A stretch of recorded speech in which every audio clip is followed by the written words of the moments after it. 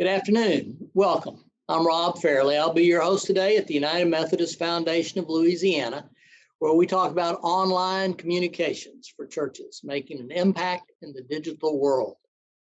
We have, all of us, the nonprofit sector, certainly churches, have had to adapt to this working online thing.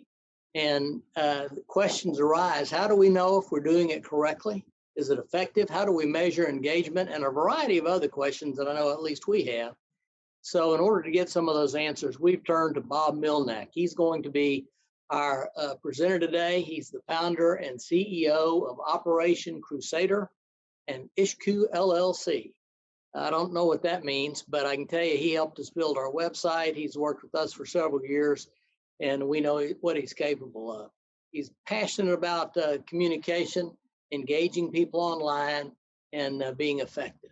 So with all the experience that he has in social media and web development and coaching and all the other things that he does, I think you're going to find him very informative. We're going to have some question and answer time after his presentation. So if you will, enter your questions in the Q&A feature at the bottom of your screen. Then, of course, as we have done in the past, we'll have a recording which will be available in the next few days. We will email it to you participants. We'll put it on our website. So in order to save the time for the really important stuff, welcome, Bob. It's all yours. Thank you. I appreciate it. And I want to thank the foundation. Let me share my screen really quick. And that way everybody can see it, and we'll kind of go from there. Thank you to the foundation for giving me an opportunity. One of the things I'm very passionate about is actually helping churches to connect online and actually utilizing the digital and virtual world to their benefit. Like was said before, if you have any questions, use the Q&A box. Go ahead and ask your questions, and I'll be able to see them. I'd much rather have a conversation with you than have it all one directional. So if we can do that, I would appreciate it. So let's jump right in. First of all, again, thank you to the foundation. I do appreciate the opportunity. I'm always appreciative and really like the fact when groups really want to help churches to engage more, to accomplish more, to be more, and to do some things. My purpose today is to first thing is to give you an overview of the online world. I'm not trying to convince you that the internet works for communication. I kind of think we're past that point. Every once in a while, people try to ask me, well, can you show me that the internet works? That's not the purpose of today. So my purpose today is kind of give you an overview of what the online world consists of, some of the tools that you can utilize, and how to go about measuring their effectiveness. All of these topics, because we're keeping things at like a 30,000-foot view, all of these topics I know we can dig down in. I could spend a long time on any of the individual topics. But for today's purpose, is let's just give me that 30,000-foot view, that overview of what's happening to kind of make some sense.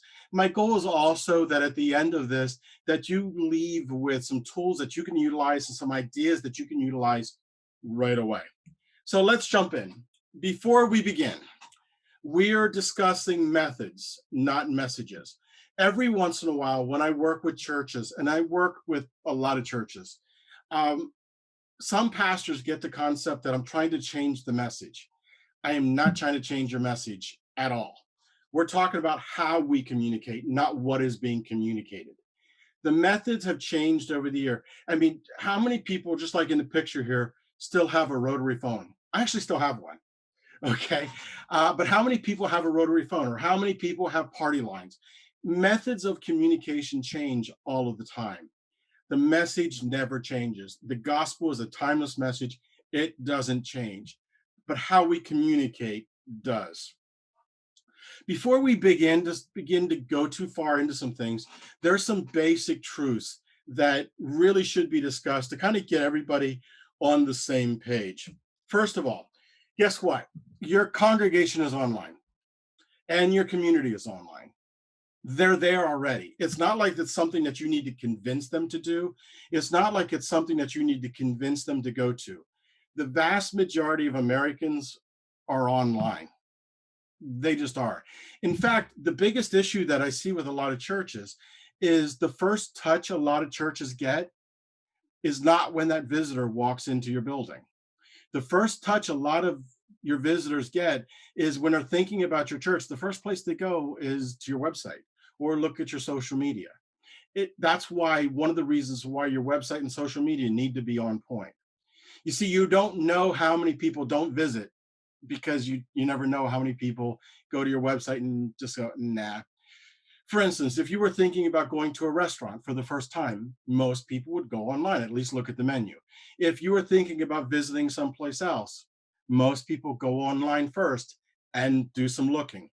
Your congregation is already online, your community is online. One of the questions that did come up is what about those who aren't? And there is a small group of people that aren't online. Most of them are either don't want to be, they purposely choose not to be. So be it. It is what it is. But there's also a small group of people that are older that don't have the tools. And what I tell every church is this provides a great opportunity for you.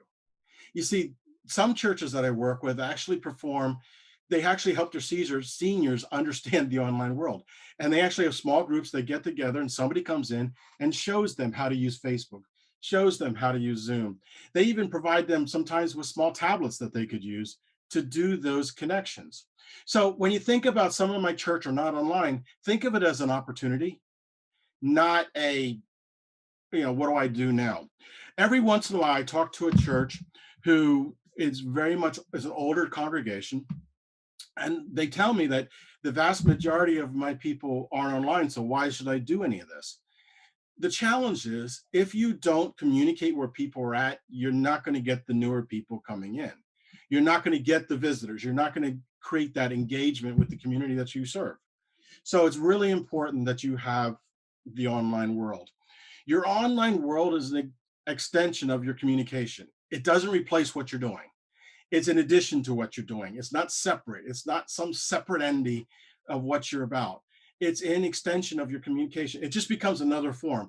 Like you might have you might have a printed materials. You might have other things. It's just an extension of how you communicate. The secret, though, with anything online is you don't want to add extra work. Every pastor, pretty much without exception, that I've talked to in the past, the biggest concern they have is my plate is already full. You want me to do more? No, I want you to do better with what you got. Use it more effectively. You actually will save time and save effort if you use the online tools the way they were designed. It's not to replace or like an addition to what you're doing. It's not separate. It's a continuation of what you're about. First rule, perception is reality. Truthfully, this is the hardest one to overcome. It kind of is what it is. How people see you becomes their reality.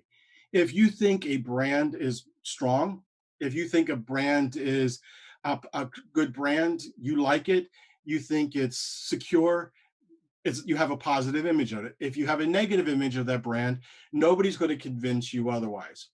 The goal of the online world, especially when it comes to a term, and I hate to use the term with churches, but marketing and communication, it deals with those perceptions. How do you improve and increase that perception? Perception to that person is reality. People choose how they want to be communicated with. It's interesting to me because people make those decisions. A lot of times churches will say, well, I want you to call me. Well, guess what? There's a lot of people who don't like using the phone. People kind of choose the methods that they like to be communicated with. You see, if you're of my generation, back in the day, if I wanted to go to the movies, here's what I had to do. I had to pick up the phone and I had to call the movie theater. I listened to the voice message because it rotated through all their screens, what movies were being played, what time they were going to start. And you hope that you got to the message before your movie. Otherwise, you had to listen to the entire loop again. And you got to the movie theater a half an hour before the movie started. You got your popcorn, you got your soda, you went to the theater. Well, a little company called Netflix came out and said, you know what? We're going to change all that. You can watch whatever movie you want, whenever you want it, on whatever screen you want it, however you want it. And you know what? People liked being in control. Because of that, people have begun to really focus in on how do I want to communicate with you? They might feel more comfortable texting. They might feel more comfortable making a phone call. They might be more comfortable shooting you an email. People choose how they want to communicate with you. You want to, because of that, online, you want to have a variety of ways that they can actually do that. It might be through Facebook. It might be through email. However it is, you want to give them multiple opportunities, multiple ways to reach out and connect with you. Don't assume people understand anything about the church or the Bible. You're talking to a much bigger audience than your congregation. You see, one of the biggest mistakes churches make is they kind of get it in their head when they talk online, like their social media, that they're just talking to their congregation. And it's not true. If you go back in time, people kind of assumed that everybody understood the church. Everybody kind of understands the basics of the church. Everybody kind of understands the basics of the Bible. That's not an assumption we can make anymore. People don't know. They're not raised in it. They don't understand. Don't assume that people understand anything about church, God, the Bible. It just doesn't happen. Okay. You need to go into every conversation with everything you do online. The way I tell people is to picture the lady down the street and pick a house that didn't grow up in church, know nothing about church. How do you communicate what you're trying to, your message to her? That's how you want to communicate online. Don't assume that people get it. Don't assume that people understand it. You're talking to a much bigger audience. And when you do things like Facebook, don't say things like, "Oh, we're having this potluck. Talk to Mary if you're interested in coming." I don't know who Mary is. I've never talked to Mary. Again, you want to feel welcoming. You want to be online, but just don't assume that people know anything about anything church related. All right, so let's jump into the topic at hand. How do you go about making an impact online? Well, the first thing that you need to do is have a plan. I am a huge planner. Now, a plan doesn't have to be this 27-page in-depth communication plan, even though I like doing those types of things. But it doesn't have to be this huge communication, but you need to know what you're talking about. What is your message? What is your core underlying message that you're trying to get out there? You see, with that core underlying message, it almost creates an emotion. And that emotion is what talks to people and connects with people. It's not the message itself, it's the emotion that undergirds that message. So you want to have a plan of attack and really look at what are we really trying to accomplish? Who are we trying to talk to? How are we looking to engage with them? What can we do? You see, there's like 5 different groups that you need to talk to online. Group 1 is the people, the community. The people know nothing about you, nothing about the church. They live right down the street, but they might not really know anything about you or the church, the community. The first time visitor, the people that came and visited. How are you planning on communicating with them? What about the people that come periodically? They show up once in a while. They really are not grounded. They're not all the way there yet. They show up periodically. They're not a new visitor because you do see them enough that they're not a new visitor. But at the same token, they're not really grounded. What about the people that come regularly? How do you look to engage with them? And finally, what about the people that are no longer there? Do you reach out and engage with them? Having a plan and a structure and your goals to what are you looking to accomplish with each one of those groups becomes really, really important. Use the tools effectively online. You see, it's not really about the tools. Everybody looks for this magic potion, this super pill that if I do this and I do this, I'm going to get all this engagement. It really isn't about the tools themselves. It's how you use the tools. If you would give me a nice brand new big toolbox and say build a building, I can tell you right now it would be ugly. I'm sorry, I don't have those skills. I envy and I look at people that can build stuff, beautiful things. I just can't do it. If I tried to build a building, it would be lucky if it stayed standing. Okay, you can give that same toolbox to a craftsman and they could build a cathedral. It's not about the tools. It's about how you use them and how you use them together. And that's really what the secret is utilizing those tools in conjunction together to create this impact. So let's talk about the very first thing, the central core, the hub of everything you do, your website. Believe it or not, I still come across churches and talk to churches that don't have one. you need a website. Even if it's one that you do yourself, there's a lot of great tools out there that help you do them yourself. You need a website. Your website is the only real estate that you own online. That's it. Everything else is shared space. The problem is we tend to look at websites in one of a couple directions. A lot of times when I look at websites that people put together, they almost feel like an online brochure. Our service times are this and this, and here's the information. And it's much more just giving information. It's not really about making a connection. You see, your website's not a brochure. Your website's an employee. It works for you 24 hours a day, 7 days a week, 365 days a year. What do you want it to do for you? It's about creating those connections. It's not necessarily talking to your current congregation, even though these certainly will use it. It's much more geared toward the community at large. How are you engaging with them? What are you looking to engage with them? Are you making your website a central hub of information? Once I come to your website, will I ever have to go back? Do you change content enough that more and more stuff is being added? Your website is the only real estate that you own online. And typically it is the first place people go before they ever decide to visit or not visit. So your website needs to be there. Two of the biggest mistakes I see in churches. So if you get nothing out of everything else I say today, get these 2 points. I see this more often than you can imagine. Two big mistakes churches make. They allow someone in the church to design a website for you. Now, please understand, if you have someone in your church, for instance, as a website developer or something along those lines, we're not talking about those people. What we're talking about typically is I see it with a lot of smaller churches, and they go, you know what? Mary Smith's son or daughter's in college. They could design a website for us. We'll just let them do it. And what happens is they try, and you can never say that doesn't really fit with us because you don't want to hurt the family's feelings. You don't want to lose that family. So you kind of get into the position of you're stuck with whatever they do. Your website should be changing constantly, and it should fit your overall culture of your church.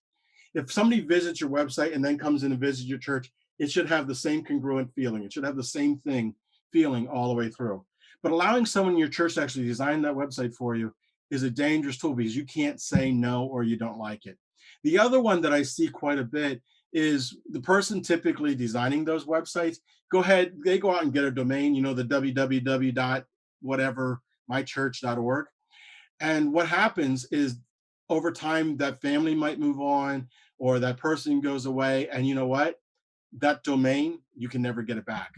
Unless you know how to reach out to that person and they transfer it back to you, you lose control of it. So all that branding you did with your domain suddenly goes away because of not thinking up front. So two things you want to make sure of. You want to make sure that you or your church leadership designs the website or somebody that you know like that. And number two, you want to make sure you always control the domain. There's a lot of tools and ability to do that. Domains themselves are really inexpensive. You can get a domain for less than $20 a year. So you can have multiple domains. People expect to engage with your church online. They expect it with every business out there. They expect it with every nonprofit out there. People go to websites all the time expecting to connect and engage. You need to have the ability for people to engage with your church online. That might be some short videos. That might be some educational tools. That might be some frequently asked questions, but they expect to engage with your church online. And you want to make sure you do that. You see, your website is the central hub of your online world. Because it's the only real estate that you own, you want to make sure that's on point. So all what happens is all the other things like your social media, your blogs, your newsletters, your texting, everything else that you connect, create a bigger sale, but that center hub is the area that you control, and that's your website. And again, the first place most people would go to think about visiting your church or coming to your church is your website. So what I would recommend to everybody is find somebody who's maybe not church, that you might be a neighbor or somebody who doesn't know much, ask them to go to your site and evaluate it for you. Would this encourage them to visit? If not, why? Would people choose to visit with this? Would people not choose to visit with this? If not, why? Or why would they? Those types of things are really, really important. Most churches are invisible online. And I need to explain this a bit. Just about every church that I know of has a website, has social media accounts, has all the tools, yet they're still completely invisible online. The primary reason for that is not because they don't have the tools, it's because they're not talking the same language. They don't show up on any of the search engines because how people search and what the content the churches put out there are completely different. You see, both Google and Facebook work with the different algorithms. So let me just touch base really quickly. This could be a topic in and of itself, so I'm not going to dig too deep into it. How do you rank on Google? Or what percentage of people visit your page on Facebook? What both of them really want to know is how relevant you are. So here's what they do. For instance, Google. First thing everybody talks about are things like keywords. Well, truthfully, if you designed your website right, you're talking all the keywords. You're talking churches. You're talking what you do. You're using all the keywords in there. But that's not the key. Once the keywords are there and Google and Facebook know what you're about, it's not just focused there. What they want to know is how relevant are you? How many people visit your site? How long do they stay? How many pages do they look at? How often do you force them to re-index the site because you're adding new content? They're the types of things that Google says, okay, people want this, because Google's customer are the advertisers, of course, but Google's customers, when people to use them as a search engine, they want to connect them with the tools, with the groups that are trying to that answer their questions. Does that make some sense? I hope it does. So fitting in with that mold is the best thing you can do. Facebook works very, very similar. If you had 1,000 people like you on Facebook, if you put a Facebook post, Facebook decides what percentage of that 1,000 people actually get to see your post. What they do is they look at engagement. The more people that engage, the higher percentage people see it. The less people engage, the lower the percentage of people would see it. So if nobody's clicking like, commenting, sharing on your post, a very low percentage of people will engage. And we'll talk about that a little bit down the road. You see, people search differently online. And sadly, churches are not necessarily seen as the spiritual resource online, that spiritual authority online. Here's why. Here's some of the searches people ask for. And I encourage you to come up with some of your own and actually do the search. Tell me how many pages do you have to look at before a church actually shows up answering one of these questions? What happens when I die? Will my loved ones in heaven remember me? Is there a heaven? Who is Jesus? What does it mean to believe in Jesus? Will I have memories in heaven? Will people remember me? You see, people are very interested in that. They're not asking it's a theological, spiritual question, but they're asking it in their terms.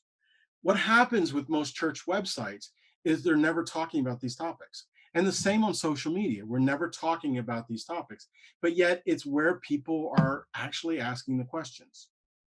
Churches are past the stage of being seen automatically as that spiritual resource. You have to make yourself one. Sadly, for most of these searches, when people do these kind of searches, sadly, it's pages upon pages of, you go down through, hit next, next, next, before any churches show up at all. And that's really a shame, because churches should be the spiritual authority. Okay. We need to take that back and become the spiritual authority again. Social media. You need social media. Now, you don't need all social media, but you need social media. The goal of social media is to be social. This is not rocket science. The challenge is with most social media accounts, and I don't quite see it as much anymore, but I see things on social media accounts like, let me show you what I had for lunch, and nobody cares. Or things like, here's this week's bulletin. That's nice, but if I don't go there, why should it matter to me? Okay, the goal of social media is truthfully just simply this: to be social. This is a place where you can engage. This is a place where you can talk with people, not at them. Okay, this is a place to connect with people. Let's start with the big one on the block, Facebook. Facebook is huge. Okay, some people like Facebook, some people don't. It's too big to ignore. Okay, Facebook is big. Facebook actually's population that are using Facebook are actually older than younger people, and that might surprise you a bit. But you think about it, back my daughter's age, when she was younger, when she was in high school and she was on Facebook. So what happened? Parents and grandparents got on Facebook so they could see their grandkids and kids. Well, the kids got tired of that, so they kind of moved on to different platforms, but the parents and grandparents stuck. And as they got older, so did everything they did online. The fastest growing group on social media, on Facebook, are an older population. That might surprise some people, but the older population still lives and works on Facebook. You need to use it to your advantage. There are three kinds of pages on Facebook. There's your personal page, your fan page, and your group page. A personal page is like your personal page, where somebody has to go in and request to be your friend. Every once in a while, I see churches with a personal page where you got to request to be their friend. If that's the kind of page you have, you want to change it to a fan page where they can just click like. It gives off the wrong signal that you're exclusionary, that you're restrictive of who people talk to. You want people to feel very comfortable and engaging and connecting with you. So while you personally have a personal page, you don't want your church page to be a personal type of page where they would have to request to be your friend. A fan page is where they just click like. I like you. I want to follow what you're about. So they click like. It's one directional. And what that means is that group itself puts the post up and people can respond to it, but only that group can start each post for people to respond to. The third type of thing, which I do recommend to churches, is having what's called a group page. A group page, what makes it different is you can make it isolated or not, hidden or open. What happens in a group page, anybody in that group can start a conversation. It's really good for smaller groups built within your church to stay connected, say like a mother's group or a men's group or a Bible study or a Sunday school class or even the church itself. So people within that church can create conversations and open up topics. The one that I really want to focus in on, though, is what's called the fan page. This is where your church is talking to the community. You see, the first thing that you need to do, if you have any kind of people at all, is you want to look at your insights. Your insights, if you're an administrator on your Facebook page, is near the top. There's a list of things that run across. You might have to click the down card, but you'll see the word insights. Your insights are all the analytics to your Facebook.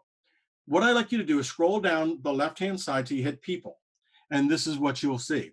Look at who you're talking to. So as an example, this is a client of mine. They actually work an after-school daycare, after-school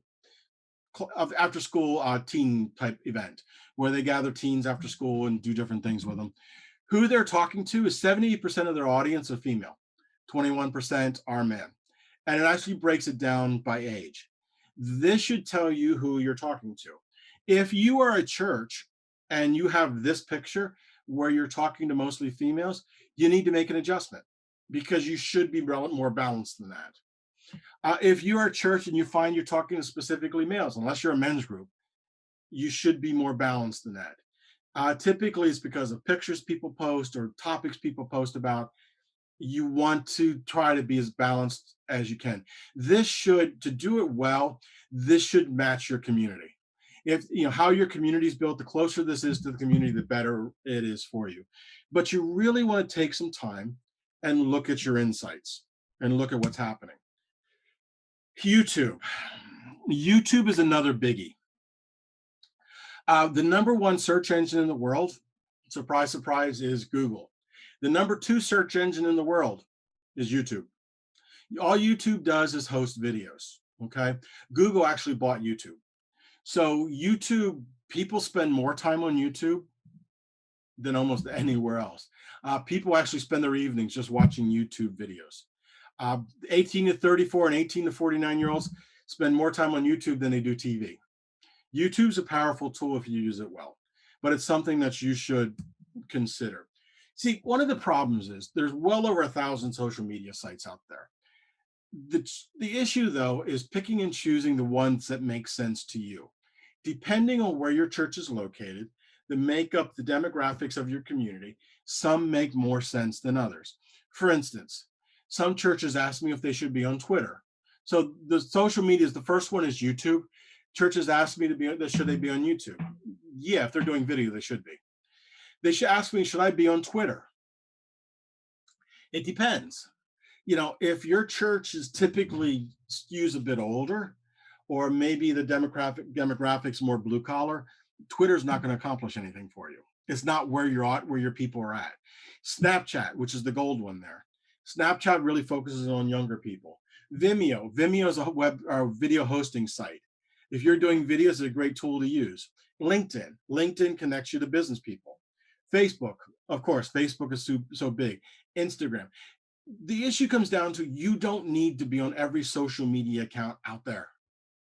Pick and choose the ones that make sense to you, that connect and engage with your audience. The biggest issue that I see here, though, is carefully choose who you give those administrative rights to. I've seen churches allow people in their congregation, for instance, to create a Facebook page for them, just like the website.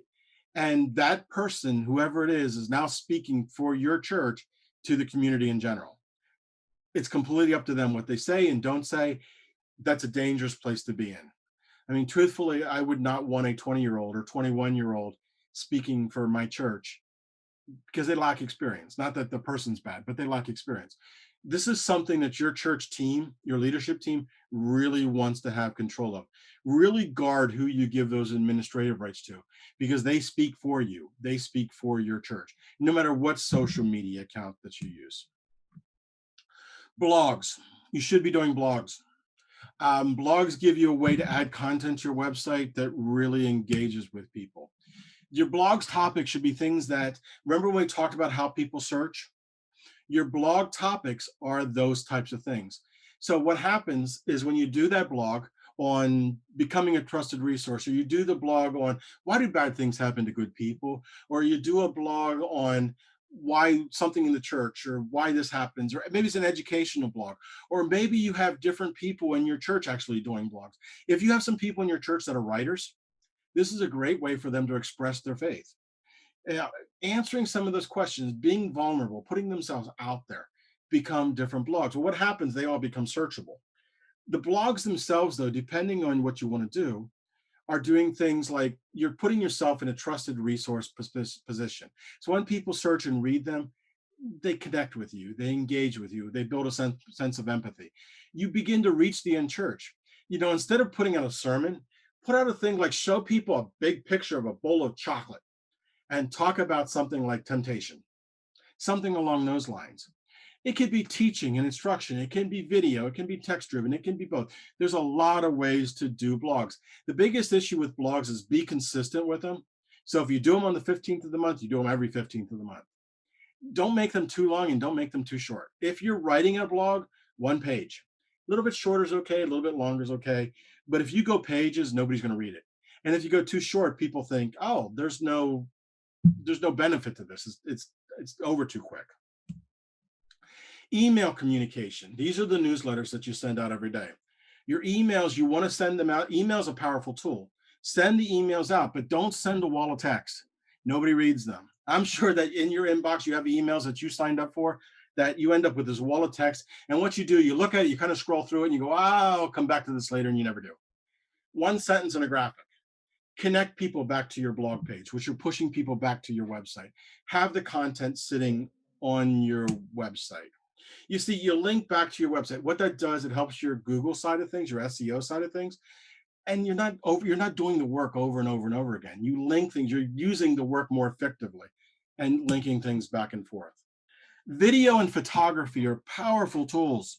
You need to be using them. One of the ministries that any church can utilize is get an inexpensive camera with a flash card and let somebody, you have events, let somebody go take pictures.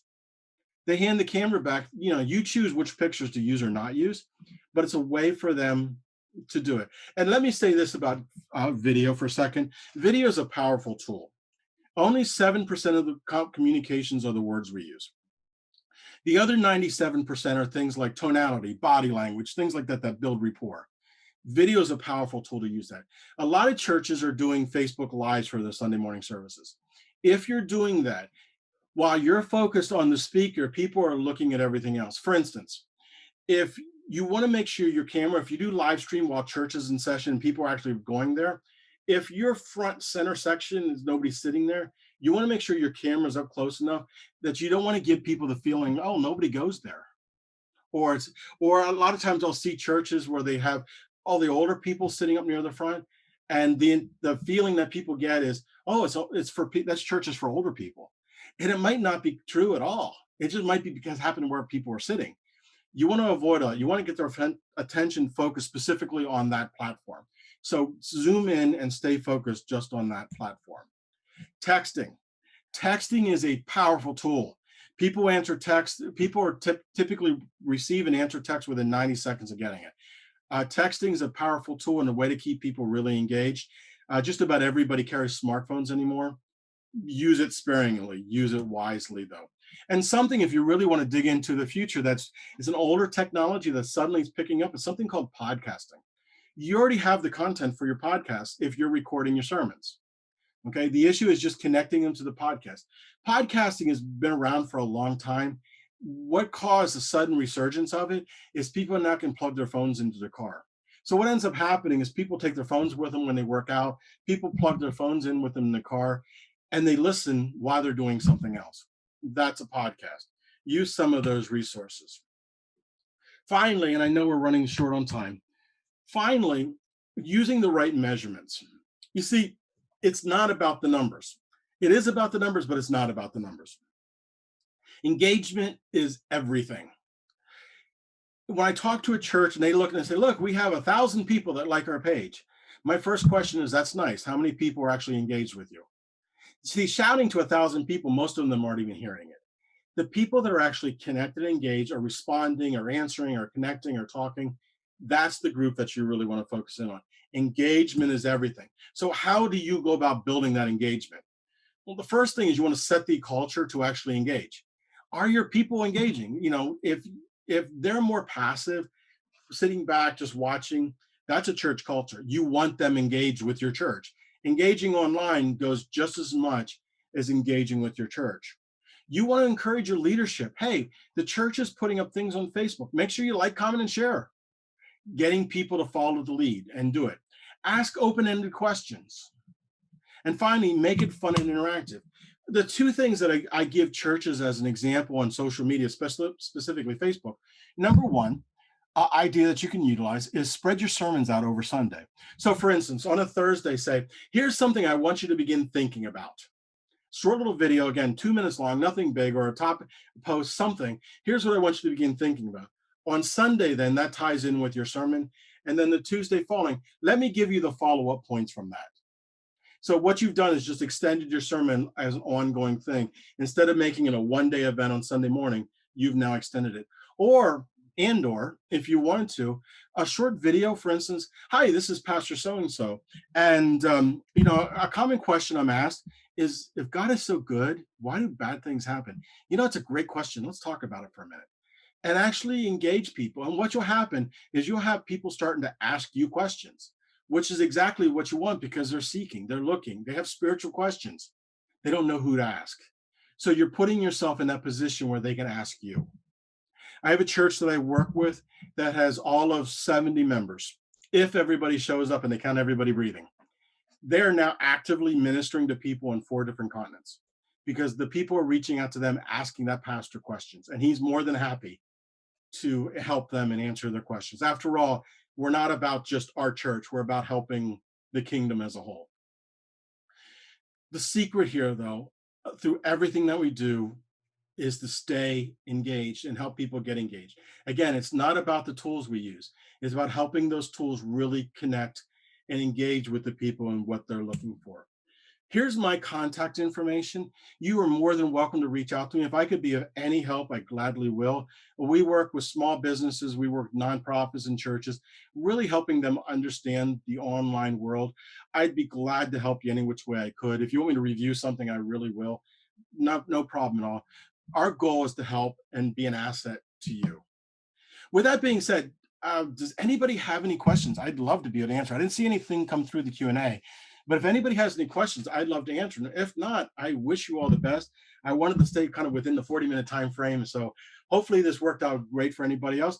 Also, if you have topics that I discussed that you would like to go deeper in, just let the foundation know. I would gladly step in if you're interested, and actually taking any one of these topics and driving it deeper for you.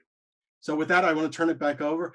Thank you to the foundation again for giving me the opportunity. And I'll turn it back over to Rob here real quick. Well, I had to listen fast to keep up with you, but you covered a lot of good ground, and I'm appreciative for all that you did. I want to wrap up just by thanking everybody who did join us. Thank you for joining us. I plan to have more webinars with Bob as we delve down into some of these topics he just lightly touched upon, and we will use any questions you send us or emails or texts, kind of focus on those particular topics. I want to tell you that our next webinar coming up is maximizing your church's electronic giving. I know we've talked about that in the past, but I think you'll find this one equally informative. It is also at 2 p.m. and it is on November the 5th. So November 5, 2 p.m., join us for maximizing your church's electronic giving. Until next time, I want to say thank you and keep safe. God bless you.